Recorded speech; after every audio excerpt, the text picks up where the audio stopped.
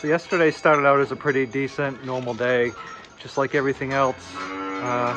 You know, thought I was having a pretty good day.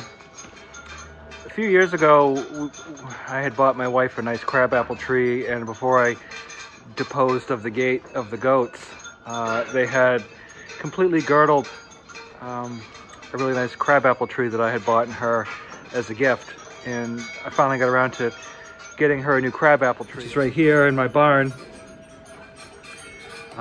So I was only gone maybe 2 hours, and during that time I was gone, my cows decided to lay waste to the fence on the back of my property and went for a saunter on all the wildlands up here. All the old timers up here say if you don't like the weather right now, wait a minute. And really old timers would call it gorgeous. It's just gorgeous out. Well, it's snowing. It's in the 30s. We had some nice 60s weather yesterday. Well, not yesterday, but the day before. So last night I got home, noticed it was really quiet out here. No cows. And so I walked the fence line. The electric fence was all good. And so this down here is, I call it my pet cemetery, or our pet cemetery. This is where all the cats and dogs and livestock that didn't make it get put. And it was all in good shape as far as the fence was. I had a problem with the cows tearing my sap lines down and shredding them. They were eating. You walk around out here and you just find these old farm relics everywhere. I don't even know what that was. So I put electric fence on part of it, but then I got distracted, and we had the sheep fence up out here, and it was in pretty good shape, you know. All the wires were up. But when Dory the sheep had passed away, of course there was 3 feet of snow on the ground. Couldn't bury her, couldn't do anything. So unfortunately I'd taken her and set her over here. I was going to take care of it later.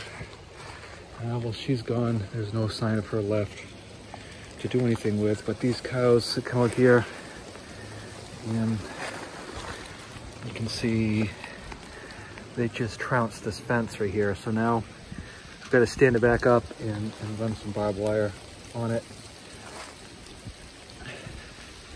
Down below you can see that root. Well, that was another boundary fence I had, not a boundary, but just a pasture fence. That tree blew over and took that whole fence line out. And if you were to walk around the perimeters of my fields, that's a pretty common occurrence right now.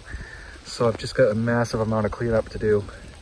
But I digress. The cows went out in the woods here, out back. And there's a game preserve. It's a land trust.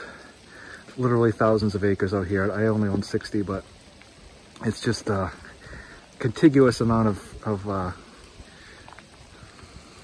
forest, you know, and it all goes downhill at a pretty steep rate.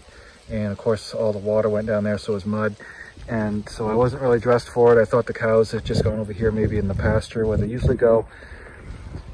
So I got way down back, and then lo and behold, it started pouring, and I wasn't dressed for it. But couldn't find the cows, looked everywhere. And eventually I was soaked, and because I have glasses, I couldn't see anymore. They were steamed up, just couldn't see anything, and it was dark. So I was like, I'll have to get up early and go find my cows. Well, the neighbor, you know, about 5 houses down, she has sheep, and they're in the middle of lambing. She said the cows had come down to visit, and they were camped out behind the barn watching the sheep, and they would be fine until morning. So I was like, I don't know how I'm gonna go get them in the middle of the night. So give them some hay, good to go. We'll come back and get them tomorrow.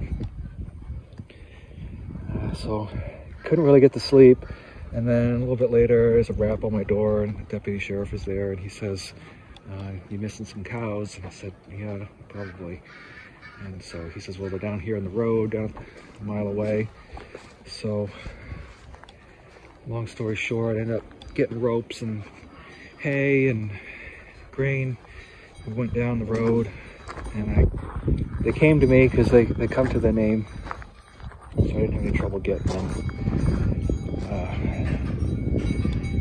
Then my wife drove the truck with the hay on the back, and I had one cow tied. You know, it was just a 2 or 3 mile an hour, 5 mile an hour drive. It wasn't like, you know, the Chevy Chase tied the dog to the bumper routine, but led the cow up and the rest followed, and then I stayed behind to kind of keep them moving. And so I ran almost a mile uphill and got the cows up here. Oh, so here, well, I'm here, I got a couple sheep in here.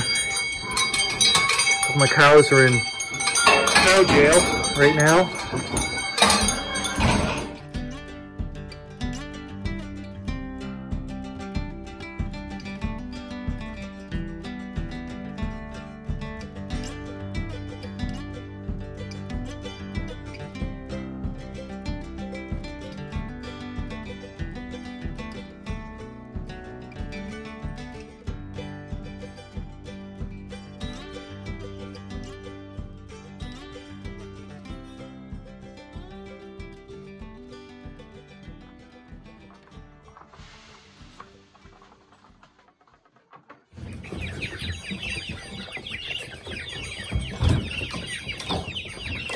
It's hard to believe those duck hens are the same age as the pullets. I guess the point of this video was just as a reminder that if you're thinking about being a farmer, things don't always go according to plan, and there's always surprises.